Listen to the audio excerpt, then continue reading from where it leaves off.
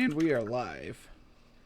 Welcome back to Let's Tech About That, Where we tech about all the tech news. especially that.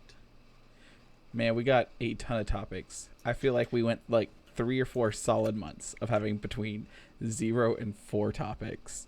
Yep. And then And since the pandemic hit, I think we've pretty much stayed in double digits on topics. yes, and kind of as it's ending, we're getting more topics too. It's going to be a pretty great week. There's a lot of things here worth talking about. And then things aren't worth talking about. There's ads covering them, so we're good. Yeah. We got the new Motorola Razr is already launching, for better or worse. I have a lot of blech about it. Okay. We were talking about this a while ago. Twitter trying to label tweets what if it's misleading about the virus or not. Looks like it went bad. Looks like it didn't work out for them. We've talked about that for 2 weeks now. Yeah. Ex-Microsoft boss doesn't use Windows. It's actually a wild story. It's not much to talk about, but it's a lot more than that. Gotcha. COVID-19 tracking is starting to get rolled out in nations that I cannot pronounce. So there's that. If you want to go for it, it's all you. NVIDIA's AI made a really cool video game in a matter of days without human interference or input or help, which is the amazing part about that one. We got some end-to-end encryption for your text messaging. No longer an Apple boy thing. Yep. Microsoft is doing some really weird things with patents, trying to figure out the future. I got a lot of gripe. Fingerprint sensor in your earbuds. I got gripe on that one. Okay. Chrome tabs are now grouped. I don't think I coordinated that one any worse, right? We talked about this last week, but now you can actually enable the new feature. And you get them real fast while I get us live. Okay, yep. And then Nintendo Ring Fit is helping to keep you healthy during the days of quarantine. Guinness World Records starts claiming a bunch of Super Mario speedruns, all on accident. Google adds a new feature to Maps. Spoiler, it's ads built into Maps. Somebody watches and ranks all 170 Disney animated films. I've probably watched, I'd say maybe double digits, but not many more than 10. I was about to say, I haven't watched many Disney movies. I guess that would include Pixar movies, so maybe less than 20. We'll go through all 107 of them and figure out how many of them. Put check marks beside them. Yeah. In case we need extra content for the stream. Yeah, we're gonna make it to that 10-hour mark this week. Yeah. Zoom cares about your privacy and are removing features from its platforms. It is. Online dating doubled the freeloaders and lost the whales. Man, I was so proud when I thought of that title. I like that. Because it's not the animal whales. It's a Japanese whale. I think that's what they call it. An Asian whale? I don't know. I know in betting they call them whales, the people that lose all their money. Whales are usually the big players. It's the ones you care about. So if, Okay. like you have, bad example, a couple people in your church donating all the money for tithing or donations. Those are the whales of the church. They're the ones that keep it going. I think it came something from Asia for like the whales were the fish that they cared about. Okay. Or something. I don't actually know where it came from. All I know is that whales are the important things. Those are the ones that people care about. Gotcha. So I was like, haha, because it's also like a fat shaming thing that happens all over online dating. And, Okay. You know, that double conundrum. Gotta have that. Whale and whale. Yeah. Whale, what do we have here? Whale. It's a very deep subject. Ha ha ha. We Classic have joke. All right, we're going to topics now. Speaking of whales, this battery is like a whale. No, not it's really. Big. It's not really though. Okay. The new Motorola Razr is launching later this year, or could launch later this year, with 5G and possibly a bigger battery. So the rumors for the bigger battery, from my understanding, is 350 mAh bigger, which isn't that much. So Okay, yeah. it went from 2,845 up to 2,510, which I believe is like 250 ish, close, right? You're probably mathing it. Something like that. I know recently I did buy a new phone, and it was either this phone or the Moto G Power, and I think the Moto G Power had like a 4,000 milliamp hour battery. Yeah, so these batteries aren't big. Like my Galaxy S8, I think's in the 3,000s. Okay. What? Wow. The Moto G Power has a 5,000 milliamp hour battery. Yeah, so 5,000. when you're talking going up, 250 mAh or whatever, you're not you're not Okay. going up that much. Gotcha. You're checking Facebook one less time a day. Mm-hmm. What's best is on a couple of the comments here is apparently it's mostly just adding the 5G to the phone. Apparently the original Razr didn't have the 5G chip in it. So as Verizon's M-Wave 5G comes out, it'll work with it. But then this is also a top tier phone. So it's a phone that people who own it aren't going to use it by the time 5G gets fully rolled out for most places, I would think. Gotcha. And then they didn't fix anything with the hinge, and so there's still a hole clearly through the hinge. I might be able to pull up a picture, but we had talked about that before. Yeah, and then even one of these comments on the Verge article says adding 350 milliamp hours isn't going to even offset the 5G power draw, because I guess the higher performance cell connection takes up more battery than just the 4G. So even though they're increasing the size of the battery, it may not even increase the lifetime of the battery.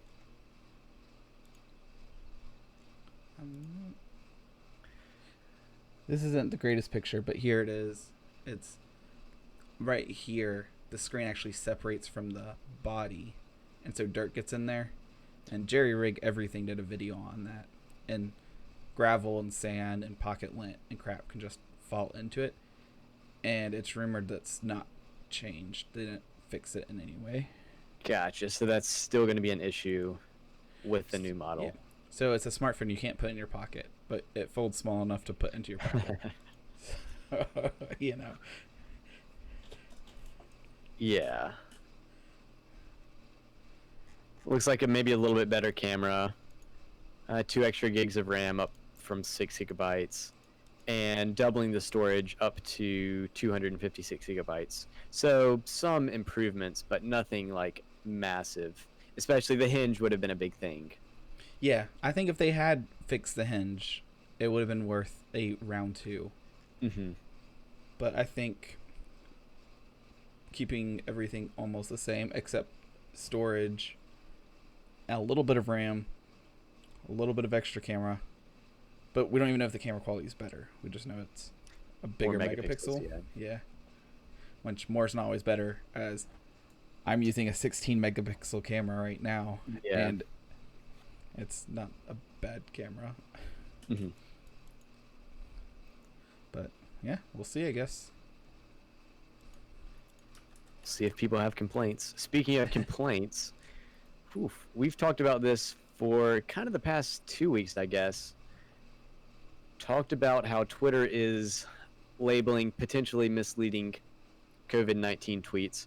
And then we also talked about didn't we talk about something last week where they were positively labeling like confirmed tweets or something? Was it like Twitter or something else? Instagram with the influencers? Yeah, the Instagram guides. That or was the it. Instagram like certified therapists. Yeah, Instagram guides. Yeah, there it is in Article 7. But yes, yeah. So, from my understanding of this brief overview that I did on it, it doesn't look like it's terrible. It looks like it's basically a bot. I mean, an algorithm. I don't know what you want to call it. Yeah. But it's going and putting these little notifications here. I don't know if I can make this picture bigger. Can we do that? look at that. These get the facts about COVID-19. Anything that has anything to do with a couple keywords. Okay, so they're like these triggers that are they're letting trigger the bot. words that are Yeah. just telling the bot to mark it. Mhm. So even though someone might post 5G does not cause COVID-19, it still puts this huge blue exclamation mark that says, get the facts about COVID-19, which would make you think that that would be a lie due to that that statement. Possibly. But at the same time, it's not saying this is not true. Yeah. Instead, it's just It's saying, get the providing more facts information. on everything about the subject. So, I mean, it's not a bad thing, but it's not the result I think they intended to have. Yes, I agree. I think that they call it natural language processing, basically getting the computer to understand what people are saying. I think that's a lot. I think that's super, super complicated for the AI to understand what a user is saying when they post stuff. So I think maybe they just had to put out a wider blanket and just say, like you said, Yeah. using these trigger words, because I it's almost so think- hard for it to really understand what they're saying. Yeah, I almost think that's a better way to do it, because then they are not held to a higher standard or liability or something. If they're just like, oh, you're talking about this subject, get the facts, and then it's a link to WHO or CDC or whoever. Yeah, I kind of agree with you on that, because it's not like Twitter is saying, it's not picking out specific tweets that's Yeah, have false information. It's just all tweets about this topic. yeah. But it's definitely not what they intended, so Yes. that stinks. Yes, and there's been so many articles talking about how it puts these warnings on misinformation. So if people think that these notifications are only appearing on misinformation, then having it appear on true information about an issue, that can kind of mislead people. Kind of like, I guess, from a marketing standpoint, if it gets marketed as something that it's not, it can mislead people. The other idea about that makes this a good idea, just labeling it for everybody, Mm-hmm. is that the tone or the person behind the tweet might have a different tone on it, so they could say it sarcastically through text, True. and so they can be like, that lowercase, uppercase, lowercase, uppercase, lowercase, SpongeBob meme. The SpongeBob, yeah. Yeah, they could say the exact same thing, that 5G does not cause COVID, mocking people who are saying it. In which case, Yeah. It's hard for a computer to understand. I would Sarcasm. think. Yeah, I think it would be a Yeah. hard thing for a computer to understand, as a lot of people don't get it to begin with, Mhm. having a computer understand it. Another big complaint about this is that when you tweet something and it gets labeled, Twitter isn't notifying the user who posted it, so they don't know that it's been flagged, and there's no way to appeal the notification. But really, I think that's kind of fine, because it's not like it's covering up their tweet. Really, it's just adding Yeah. on extra information to the tweet. So Which you don't think anyone would have gotten mad over adding extra information, but yeah, that's my opinion anyway. But I mean, people get mad about anything, so I mean, you can't satisfy everybody, even if you're Twitter. you've never Especially tried Twitter. satisfying it. Yeah. Yeah, you just don't even bother, really. Yeah. Speaking of not Satisfy the people that matter. Satisfy Yeah. the whales. And then... Yeah, there you go. Speaking of satisfying people, the ex-Microsoft boss is now using an iPad Pro as his Apparently, he wasn't desktop. satisfied by Windows. So this article is great for a specific reason. So the title's ex-Windows boss reveals his new desktop PC is an iPad Pro Mhm. over at TechSpot. So the ex-Windows boss is not Bill Gates or that other guy that I can't remember the name of at the moment. It's not Wozniak. I remember that's him Apple. either. Yeah. But It's Steven Sinofsky. Don't know how to pronounce it. There it is on screen right there. And he is the man behind Windows 8. So he worked his way up to president of the Windows division in 2009 and then left in 2012. And he was the man that was in charge of what everybody does not like to talk about, which is Windows 8. Yeah, that didn't quite work out. And apparently he loves the iPad Pro experience as a desktop. Mm-hmm. So he posted a tweet saying new desktop PC with an iPad Pro and fully kitted out. He also included the pricing. Wow. So he has a 12.9-inch, 256 gig iPad Pro, Wi-Fi only model. Which is pretty small for a desktop screen. Yep, a 13-inch screen Really is not small. not big at all. That's kind of small on a laptop, actually. Yeah. Much less a desktop. Those are considered like those hyper mobile ones that, a college student would use to write papers or such. Yeah, exactly. Yeah. Yeah. But iPad was $1,100. Which is crazy. A $70 iPad stand. That is wild. A $100 keyboard, which is understandable for some keyboards depending on what you get. He just got the Magic keyboard. Mm-hmm. $150 trackpad too. $130 pencil. I like that's called just pencil and not like iPencil or Apple Pencil or Mac Pencil. Yeah. So it could just be a lead pencil for all we know, right? That's one expensive pencil. A $5 right angle cable and a $10 7-in-1 dongle. I do like that he went the extra mile and got the right angle adapter so that he didn't have the weird cord dripping off. Yeah, cable sticking out of the side and like down to his power, I guess. Yep. The total setup was about $1,500. That's probably more than my PC cost. Man, that's more than the entire streaming setup. That's more than Including all the tech. Camera. Yeah, yeah, including camera, microphone. Oof. But, it's about the experience, and if that's the one he wants, then he did it right. Yeah. I mean, everyone's trying to forget Windows 8, like you said, so. Yeah. People may question his judgment, which is fair. Yeah, but then, on the other hand, I would argue that the iPad OS is very Windows 8-esque. It's comparable more than saying Windows 7 or Windows 10 is an iPad experience. Yeah, but yeah, I can see that because Windows 8 is just like nothing like Windows. Yeah, it was at all. So far off. Yeah, but which is crazy to think about. Here's a weird question: do you use the YouTube old streaming platform Control Room? Yes. Is there a way to see the likes?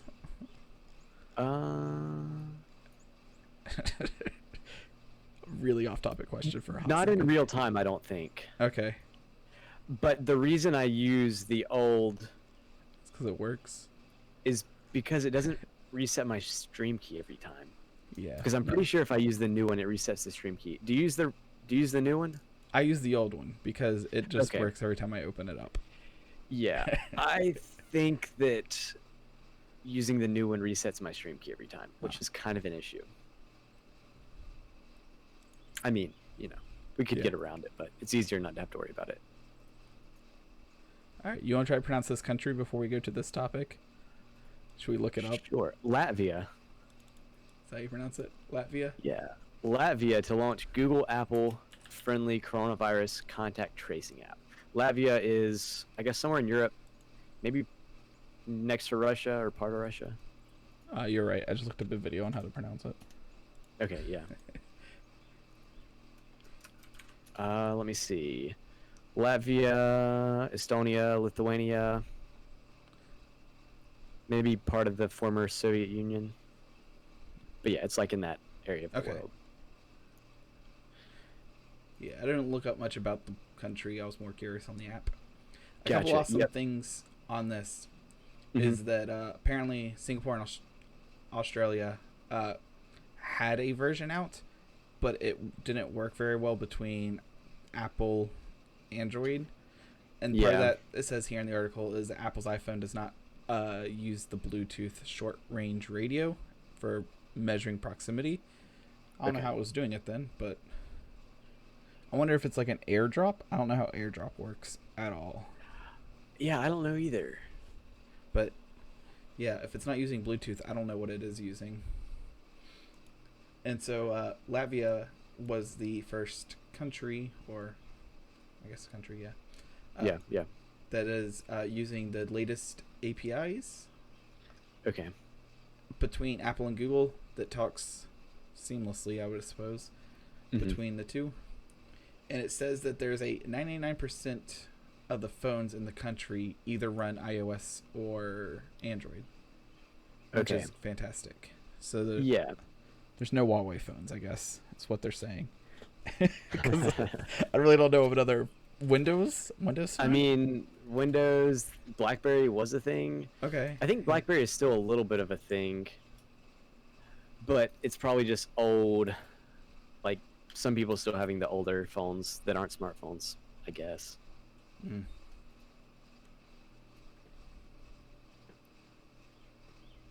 Oh, but it does say smartphones. Yeah, so it must be like BlackBerry because I think BlackBerry is technically a smartphone, Yeah, as is Windows, of course. But but it looks like they're rolling out now. So neat. I don't know if it will roll out globally in time, mhm. even for Wave 2, if when that happens. Not getting in that one debate.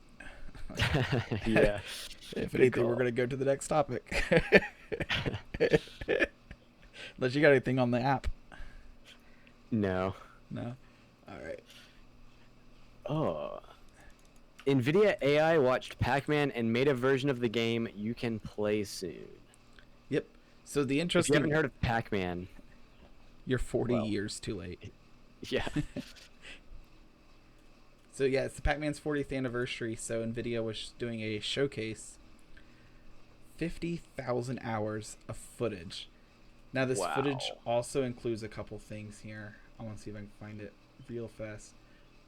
But the nice part of it is that it doesn't there's no user input or like rules. It was just like Mhm. here's video footage along with gameplay keystrokes by an artificial agent.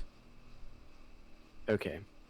So they got the keystrokes so they could see key hit, something changed on screen, is from Mhm. my understanding of this. And from 50,000 run throughs. Hours. Yeah. Or episodes, you're right. Yeah. It was able to Wow. rebuild Pac-Man. There's a video here. We're going to risk it, I guess. Right? Go for it. We just like scroll a little bit. And so here That's it is pretty here. crazy. It's super low quality because it's only 50,000 gameplays. But apparently it works.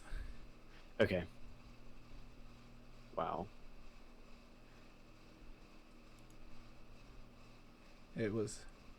That's wild to me that we're that That's far. a massive step for AI, yeah.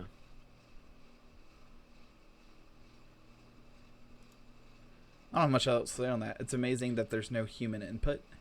Mhm. It's just now it does give it the controls, but I think that's a fair argument that you give Yeah. a video game controls for a video game. Yeah. Like it'd be Yeah, different I if it was agree. like a movie and it gave emotional inputs for parts of a movie to write new movies. That would be different. Mhm. But if you're gonna have a user play it, then Yeah, you need a way to Y- put inputs yeah. in. the game data consists of what the user sees on the screen, but also what the user inputs. So yeah, it makes sense, I think, in this case. Whereas in a movie, all you really get is what the screen displays to the user, and I guess the audio, but the human interprets the emotions and stuff, which, yeah, that's pretty crazy. We've talked about RCS a little bit before, and Google Messages is preparing to add end-to-end encryption for RCS messages. This is something that WhatsApp already has, and I think Messenger has the option to enable. Yeah. And then, of course, iMessage on Apple products have it. Yes. But apparently someone tore apart an API, I think, and they found the code. Looks like it'll be rolling out soon. Okay, yeah. So they found just some code which has values like encrypted RCS message, which implies that that's going to be a thing. Yeah, you would think, right? Yeah. That's where they pull a little switcheroonie on you. Yeah. Trick you into thinking your stuff's encrypted. I think it's cool. Yeah. I mean, it's not bad. I don't know why anyone would be against end-to-end encryption. Well, the government probably won't like it, but because they want to be able to read everything they can. But you know, we won't get into that either. Yeah. You can skip a couple of those things. Yeah. Now, this is really neat. I think we'll do this topic and then the amazing sponsors we have this week. Oh yes, of course. The beautiful sponsors, the well-showered sponsors, the thingy from Microsoft. Microsoft turns bizarre to 11 with fingerprint scanning headphones. You may not know you needed it until now, but it took me until just now to realize that's a fingerprint with a music note in it. Oh wow, yeah, I just thought it was like a fingerprint with a line through the middle, but yeah, you're right. Yeah, I did too. And then I was like, yeah, then you said headphones, and I was like, it clicked. Yeah. Yeah, neat artwork, Davey Winder. Oh, I like it. Or Getty, I guess. So, the good and the bad on this. Mostly bad from me. I don't like the idea of having a fingerprint sensor in my earbuds. If it's earbuds. Because I want my earbuds small. The smaller, the better. I want a speaker and a battery and a Bluetooth transmitter. And that's plenty. Yes, I agree. And I mean, you're going to be playing the music from your phone anyway. You have to log into your phone to play them through the headphones. I guess I don't understand the purpose of unlocking your headphones. Yep. So somewhere in the article, I'm not really going to dig for it because I read it once, is that it's another way to securely unlock your headphones because they're Bluetooth, so chances are your headphones are going to be within distance of your phone. Yeah. So instead of having to unlock your phone with your phone in hand, you can tap your earbud and it will unlock your phone for you. There's good and bad on that. I can see the good in that simply so that you don't actually have to pick up your phone to unlock it to see a message or something. So like even on my phone, I have it so if I get a text, it won't show any part of the text or who it's from. It just says new message, which is like a security feature, which is nice. So if your phone's sitting on your desk and you receive a text, it'll say you got a new message from whoever, but it won't say. Yeah, or like if I leave it on the front counter at work and then I walk back to do something and a customer walks in and my phone starts beeping, I really don't want people poking around in my life. But I don't even know where I was going with that sentence.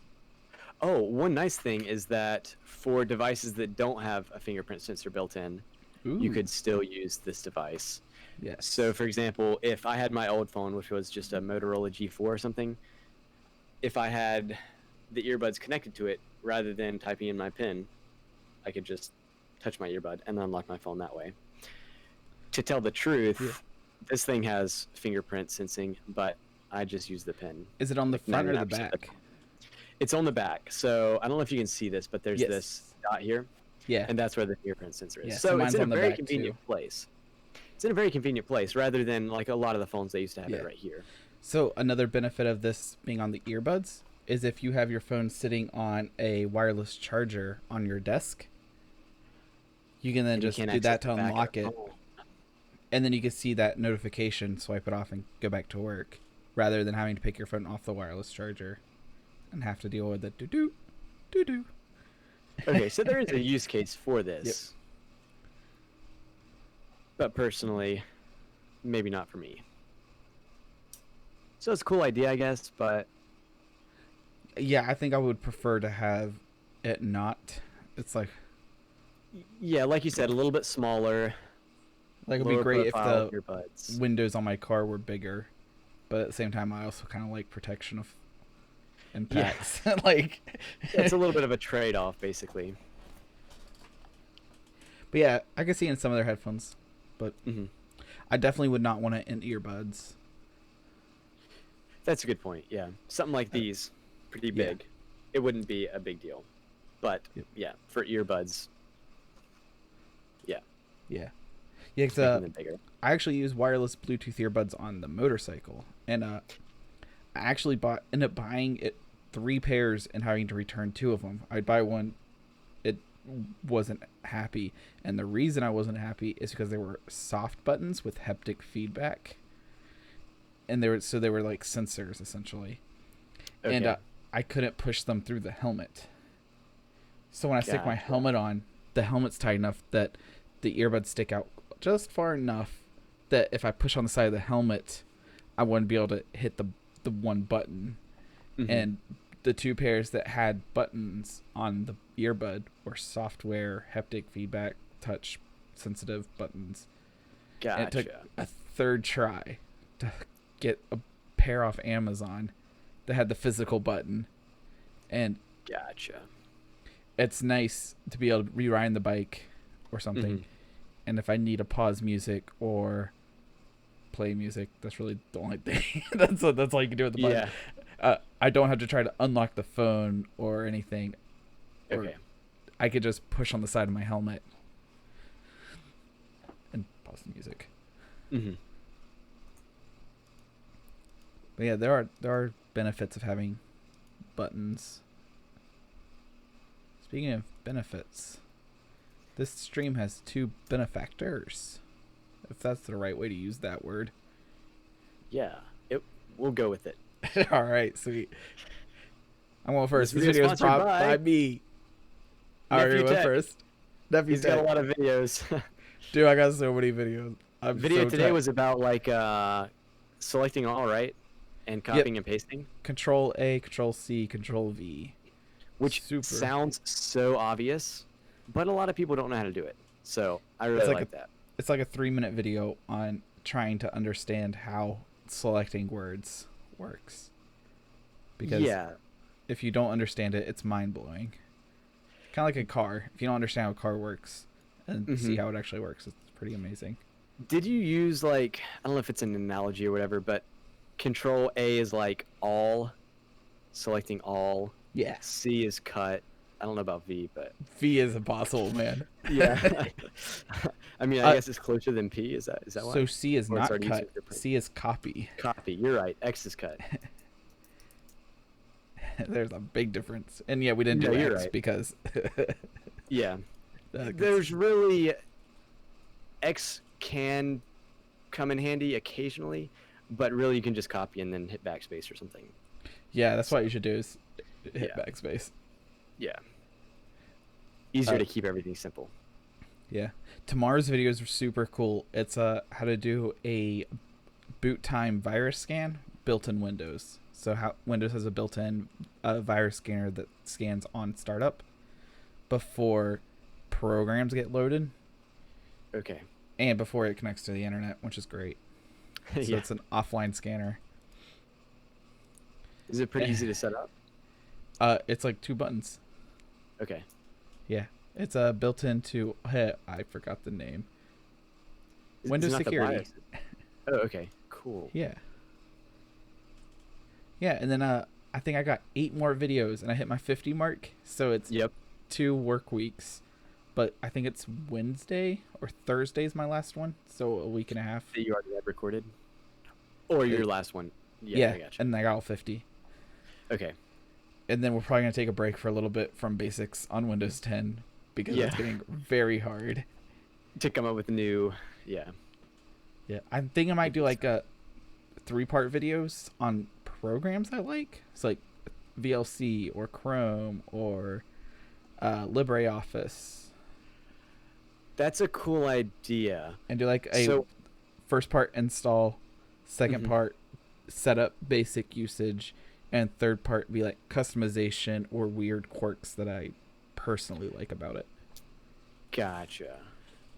But I don't know. Features that you use a lot or something like that. Yeah.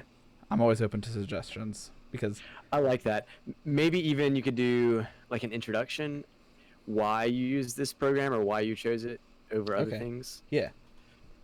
Which I've wanted to do that for a while with Inkscape, which is what I use to edit my thumbnails, and just obviously haven't got around to it. And it would be great. Yeah, so something like Inkscape would be great because I have no idea how to use Inkscape. But then like I like Photoshop and I like Cinema 4D. And there's a couple of programs that I'm okay at. I can use them and stumble through. But then if you open up Inkscape in front of me, it's Inkscape is like the learning curve is just yeah, and then, like, it narrows down. But it's because it is open source, I guess, and there's technically documentation out there, but it's not user friendly to documentation is not a video tutorial. Exactly. Yeah. Yeah, this video is also brought by J-Mart Media. I used to post programming videos. I mean, I actually looked at yours right before we started streaming. I was like, I wonder if you did any videos this week. Inkscape, man, you got it. I know, right? I know. I just need to put aside the time and do it. Yeah.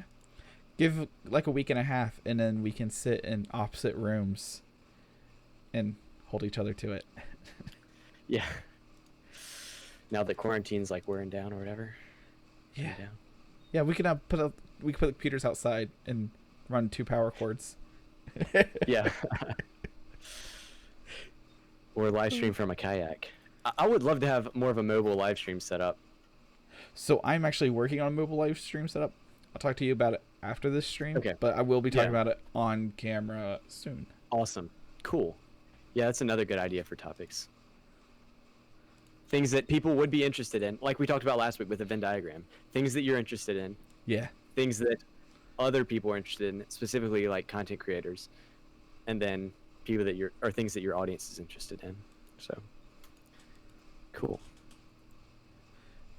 All right, we are going to one of them. Oh, that's still Forbes.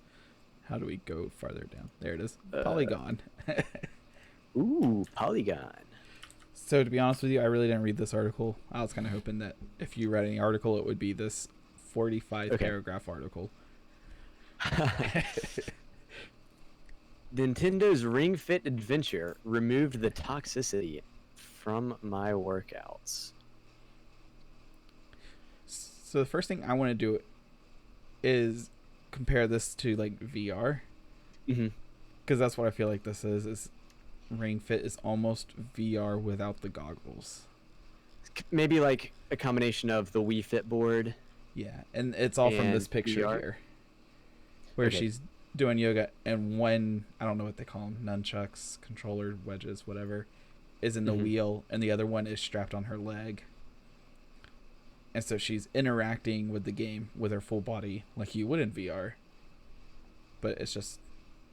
I guess you could technically get away because VR is just virtual reality, and that's a virtual reality. Yeah. Wow, this is a lot of text here. Yeah, it's a very... While you look at it real fast, I'll do a slow scroll down this opinion article by Sam Grisez. Look at... I like the idea of it. And I could definitely see how it would remove the toxicity from a workout simply because you're in a private home environment. But like with VR or video games in general, it often removes that at-home feel. So it's not the same as having a giant weight machine in a room or a treadmill in a room, because it still feels like home. And that's one reason I think gyms do so well, is that you're in a different space, which gets you in a different mindset.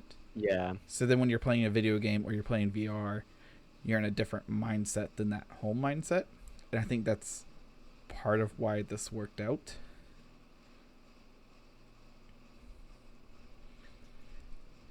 It says the game pushes you to choose goals based on amazing things you can train your body to do, such as running a 5K, climbing a particular tricky rock wall, or easily lifting 250-pound St. Bernard.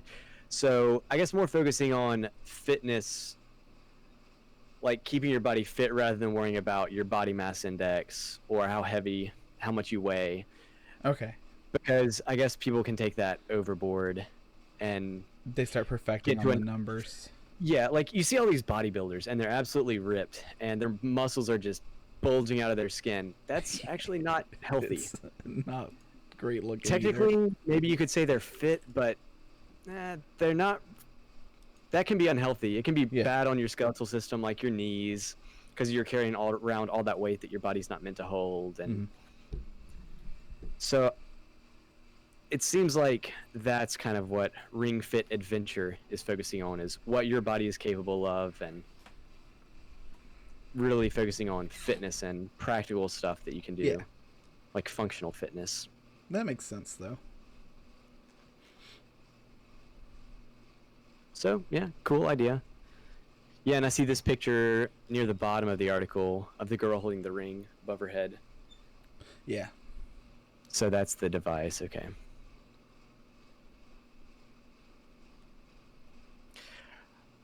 I don't know how successful this is going to be. VR is pretty cool because you're really into the game. Yeah, really captivates you. Yeah. I'm afraid this will be more like the Wii Fit, where it's fun for the first agree with you. 2 weeks, and then you're like, all right, well, now I'm sore. Yeah. Well, with VR, you can play one game for 2 weeks, and then play a different game for 2 weeks, and then play a different game for 2 weeks, and you can keep going, and then you can find games that you really like. So like, I'm pretty much play like the same 4 games over and over, and that's 4 games I enjoy. Clearly, they're not the best workout. Clearly, I need more video games in my life. But for example, kayaking is like a functional exercise where you get stronger, but it's not like that unhealthy level of fitness, like and then a bodybuilder. Or... Yeah, and then I was out kayaking today with somebody, and got him a good chuckle. I told him I picked kayaking because it was one of the few physical sports that let me sit down. Yeah. Little did you know how much work it is. Good Lord. Like, it's going to work out for your legs. You're sitting down, and your legs are... my legs are still getting a workout. Yeah. I don't know if they're supposed to be, but, you know, different bodies, different exercises. That brings us to Google Chrome is finally rolling out a long-awaited feature to help cure your bad tab habits. We talked about this for a bit last week, about how you can now group your browser tabs. So rather than having 50 tabs open in your Chrome browser, you can maybe group down all of your news tabs into one group. That way it takes up less space. And theoretically, it can make it easier to find things and just less cluttered. And then now you can actually use this feature and kind of test this feature. It looks like it's currently available in the Chrome beta. And you can try it by typing Chrome : //flags. Look it up. Yeah. Here, I'll put it on screen right fast for you. Yeah. There you go. Right there. But, yeah, you can try it out while it's in beta, or you can wait 2 weeks, honestly. Like... Yeah, I don't think it's going to be obtrusive, like... What I don't we think were it's going to worrying cause about. you issues. Yeah. Which is good. Yeah, it's always great when something doesn't screw up your entire workflow. Well, that's really nice. Whereas you should pretty much be able to take that for granted, you would think.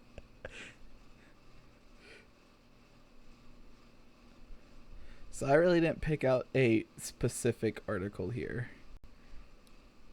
Okay, about the Guinness Book of World Records. Yes. I just did the whole entire Google News subcategory. Okay, yeah. So this week... I'm doing rock, paper, shotgun. Yep, sounds good. Yeah, sure. This week, YouTube's automated content ID system, which is what flags potential stolen content, YouTube's algorithm copyrighted a lot of Super Mario speedruns, saying that Guinness Book of World Records, or Guinness World Records, had the copyright on the information. So basically just a false positive that Google's algorithm came up with. So here's a question. When it gets a copyright claim, the original owner would then lose all their ad revenue. I believe that's how that works. During the time that it's being debated or up for debate. I believe that's how that works. And saying I apologize, is that enough to the speedrunners versus getting some type of financial compensation? Like, should there be a something payback, basically, for the time that it wasn't monetized? Because they're like, I don't believe there should be a payback if it was a true accident. But then if you're doing it in bulk, so this was something that was done, and I would consider done in bulk. Yeah, it said it was 40 copyright claims simultaneously, and other speedrunners as well.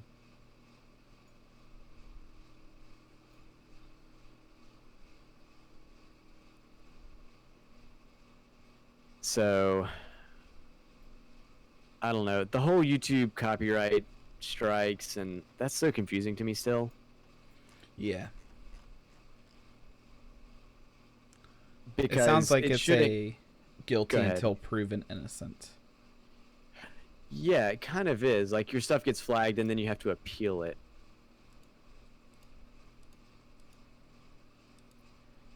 It sounds like it won't have any long-term effects on his channel. Yeah. But yeah, he could have lost out on some revenue while they were copyright claimed or whatever.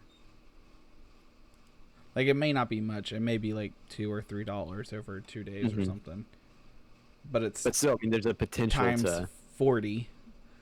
Yeah, exactly. And then they could have made, a income. Yeah. I don't know.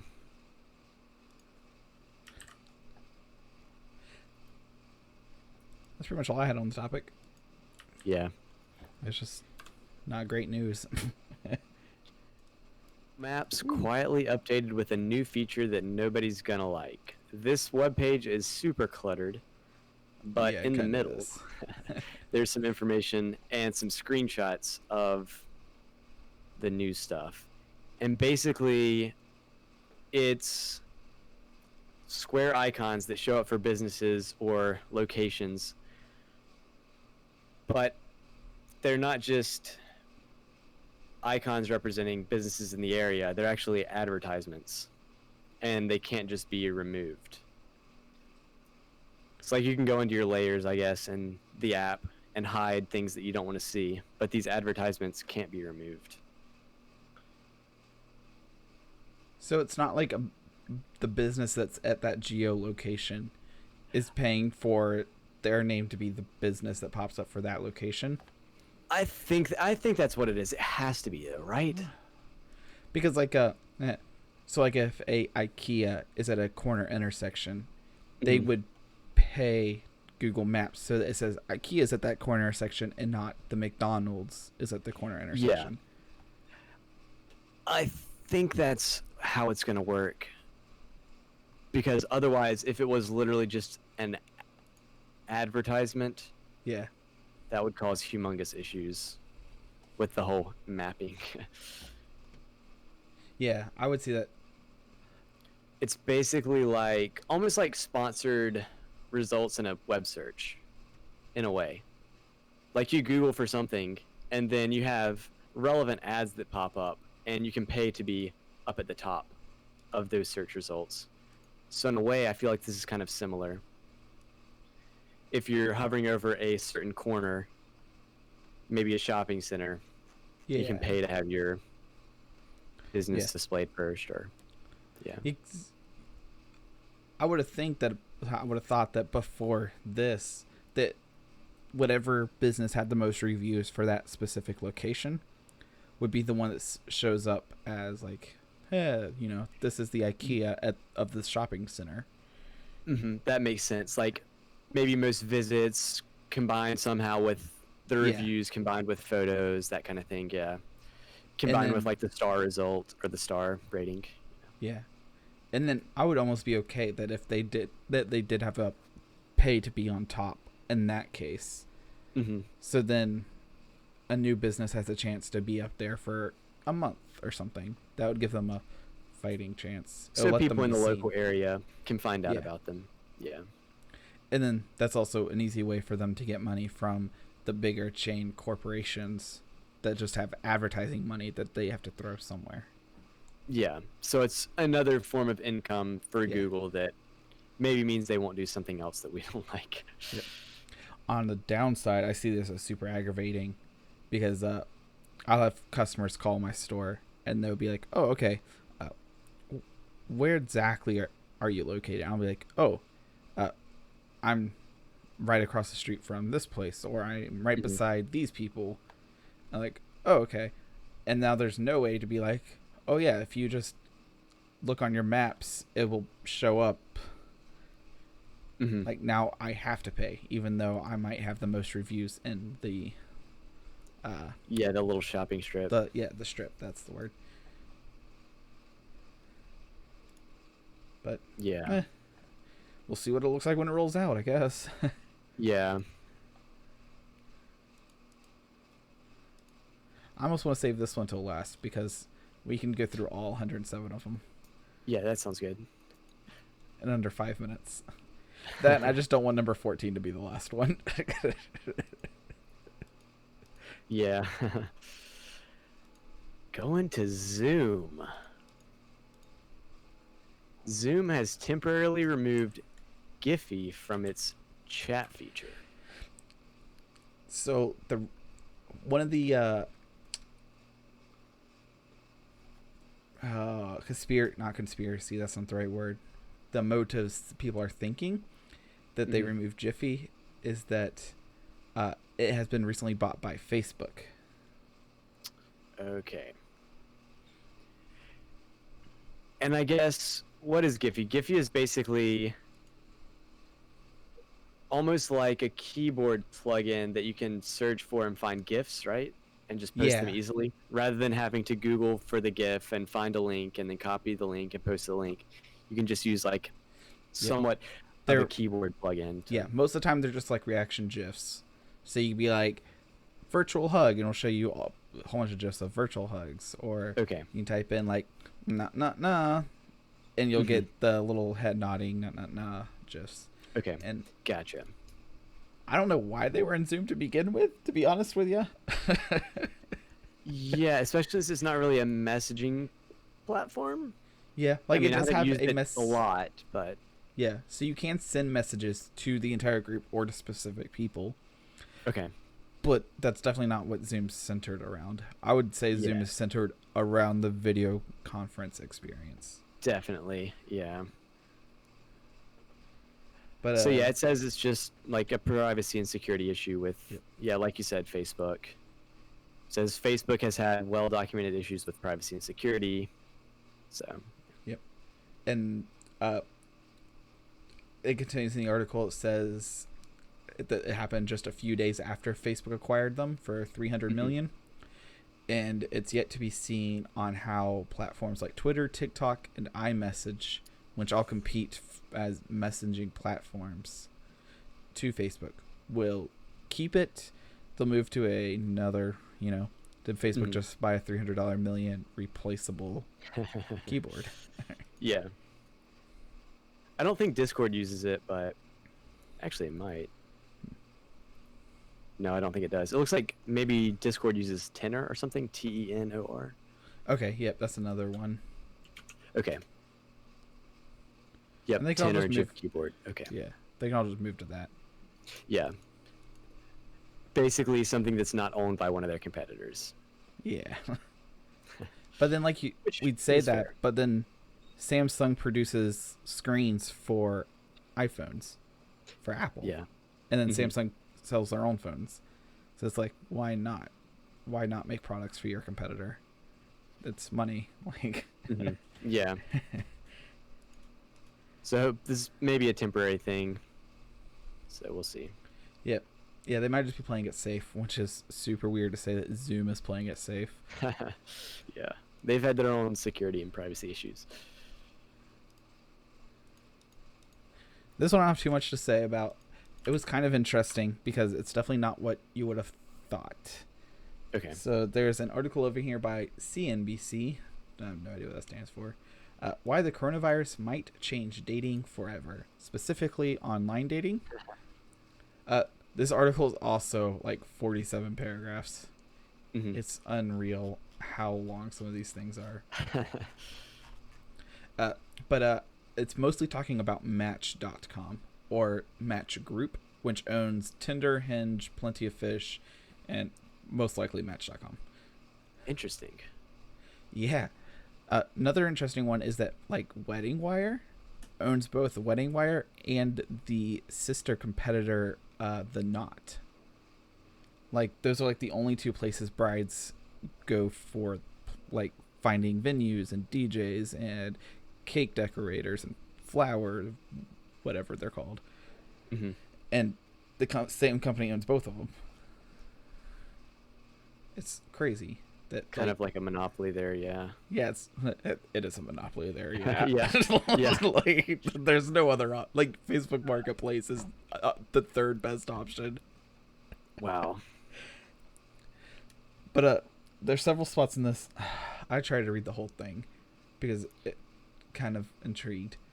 But so apparently user sign up and engagement and usage shot through the roof. Like I can believe that. anywhere from like 90 to 130%. Like literal doubling in users. Mhm. But their average revenue per user pretty much hit zero. Because so many users signed up for the free version, but none of them signed up and paid for it. So it's kind of like an even playing field in a way. If everybody's using the free version, Yes. then there's not as big of an advantage of moving to the paid version. Well, I think there'd be almost a bigger advantage because now, instead of you being 1 in 10 people on the paid version, Mhm. you're 1 in 100 people on the paid version. It makes you more attractive. That's not the right word, but superior. Yeah. I don't know. Yeah, it makes. Yeah, I got you. Yeah, you're the top at this point 1%ers according to the chart of people paying for it. Okay. But interesting parts was Bumble saw a 26% increase on messages on its platform. And then somewhere else it shows that not many people are using their video chat feature inside of Bumble, and then the usage shot through the roof. I'm seeing if I can find that percentage. But then like there's features on these dating apps that nobody was using that have all of a sudden became like the reason that people are using that dating platform. Gotcha. I guess people are just getting more comfortable too with communicating online, like the video thing. Because I never really video chatted before this. I mean, I still don't, Yeah. but You're about the only person I video chat. yeah, exactly. Yeah, and then they even Other go than in. a family video chat, Yeah, like extended family video chat, Yeah, once like, a month or something. yeah, or like holiday, say hey real fast. Mm-hmm. Yeah, they go on to talk about that visual and auditory cues only go so far when on a virtual date, because you're missing sense of smell, which apparently is it says you're missing one of your sense of smell, and for women, it's a major way to judge genetic compatibility. I have no idea what that means. But That sounds so advanced. Yeah, I was like you're thinking through in your head, I wonder if I'm genetically compatible. And I was like, or like, did he shower within the last 7 days? Like, Yeah, that's what I was thinking. Yeah. You know, do they smell like drugs? Yeah. One of this talks about kind of like the culture change. Up near the top of the article, it says, quoting someone using one of these apps, "I have literally 4 dates planned tonight," said Serena Kerrigan, a 26-year-old New Yorker single and creative director. "There's no dealing with the logistics. Who's going to split the bill? Are you going to kiss me after the date?" There's so many different things that are very distracting. So just like kind of a culture change too with the whole dating thing or whatever. Yeah, I forgot what we were talking about last time, but this takes out the video conference for judging for courtrooms. And Yes. this takes out a lot of the things that aren't just straight facts or straight personality. Mm-hmm. And then, yeah, down again at the bottom of the article, it says that another key ingredient that's missing for our virtual chats is oxytocin, which is activated by touch. And that's like a real thing. Like, people get touch deprived. And it's just like not having skin-on-skin contact. Mm-hmm. Which, I mean, I don't know how much skin-on-skin contact most people have on first dates in comparison. But, you know, that is something that's missing on a virtual chat. Yeah. And you can't really replicate that. Yeah. The benefit of a virtual chat is that your internet can just go out whenever you're done chatting. Yeah. But no, it's interesting to see that, sure enough, it did skyrocket through the roof. But I would have thought that the payment would have also gone up. I would have expected that too. Because instead of meeting in bars or clubs or libraries or parks or wherever people meet, you're talking to a computer guy, wherever people meet, instead of spending money at that geolocation, that you think that they would spend money on an app to weed out all those weirdo freebie users. Mm-hmm. But instead it looks like everyone's just using free, which is a different result than I was expecting. Yeah.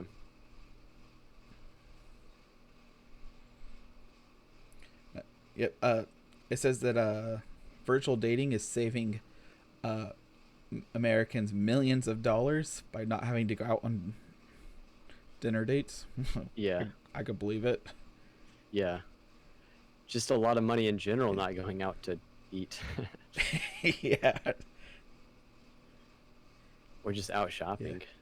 I mean, I don't really go out and shop. If I'm shopping for something, it's probably on Amazon. But Yeah, most of the time I shop, it's through websites so that it's easier to price match. Mm-hmm. They're not sure if this is going to lead to a giant wedding boom. So as states start easing up and people are going out, if this will line up all the dating, which will line up all the marriages, and if this quarantine will lead to this weird techno baby boom. Yeah. As like you're basically telling everyone to separate, hold them separated for 2 months or longer, and be like, all right, and now you can start talking to each other, making connections, and then telling everyone that they are free to meet each other at the same time. Basically just releasing everybody all at once. Yeah. Yeah. But that's just a theory that another baby boom could happen because of this weird being forced to be apart. Yeah. Speaking of being forced, somebody watched 107 Disney animated films. Was it over a couple years? Yeah, 5 years. Hallelujah. All right. So what's that? That's like 20 a year, maybe one every other week-ish. Dude, we're pulling up less than one every other wish. We're pulling up a calculator right now. An average movie is an hour and 40 minutes. I'll fight you on that, which is exactly 100 minutes. So 100 minutes times 107 films. And we're dividing that by 60 to make numbers look right. Okay, 178 hours. Holy cow. You could watch 178 hours for the time we've been in quarantine. So, anyone could have done this. 178 hours. Yeah, 172 hours in a week, so. Yeah, you could have done it easily since the last live stream.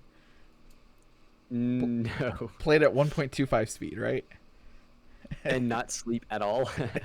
Yeah. The hardest part would be staying awake. Let's see here. Guess over on the other screen. Oof. And it also says, full disclosure number 1, there are actually 120 animated theatrical Disney movies ever released, but we excluded 13 of them that were either half animation, super racist, or not available for streaming in the United States. Well, that's interesting.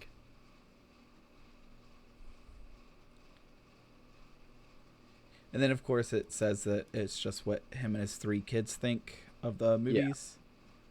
So it's just their opinion, basically. Which, yeah. The only other thing that I would be interested in is them list what place it is and then when they watched it. So, like, the worst movie on their list is Fantasia, with just Nope. It would have been interesting to see if this was movie 1 or movie 107 or movie 43. Yeah, because as they watch more Disney movies, they may either be getting tired of Disney movies or they may form some kind of, I guess, they might tend to prefer a different type of movie over time. As the kids age, especially being that young. I mean, I don't know how young they were, but... Yeah. 3 kids over 5 years. Yeah, I mean, when you're 5 years old, 5 years is a lot of time. You can change a lot. It's literally all the time. Yeah, it's half your life. You want to read over all of them? Not really. Did you already scroll to the bottom? Let me scroll to the bottom. What do you think the number 1 movie is? 1, 2, and 3. 1, 2, and 3, or maybe I just have no 1. Idea. I wasn't even close. I won't be close either. I know a lot of people like the Frozen movies, but I feel like they're overrated for what they are. I haven't watched them. I personally kind of like Tangled, I think. Okay, I like Nemo. Tangled. Is Nemo made by Disney? Pixar, which is owned by Disney. Right? Yeah. I don't know if that would be on this list, right? There's a Nemo. There's Finding I know Nemo is Dory. like a classic movie. Yeah. Finding Nemo is number 25. Wow. Okay.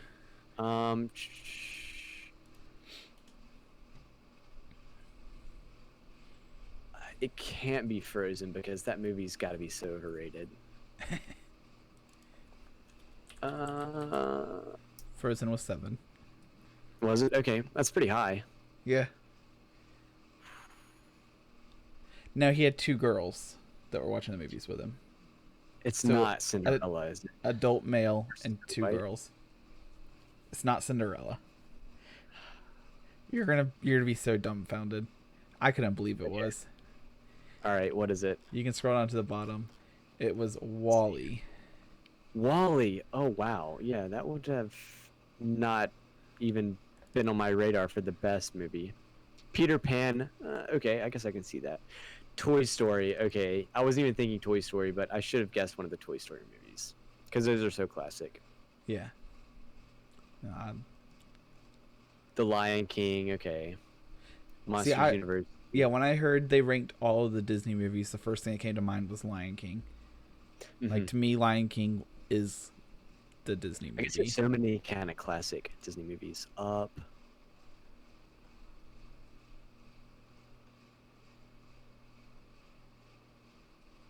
Tangled is 24, okay.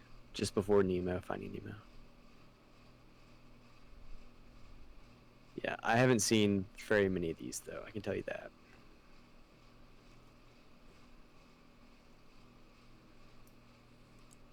It's a lot of movies.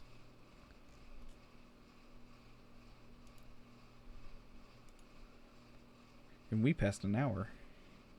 Hey, speaking of over 100 We did it. Wait, Over no, that's 100 seconds. seconds, yeah. Over Go 60 us. minutes.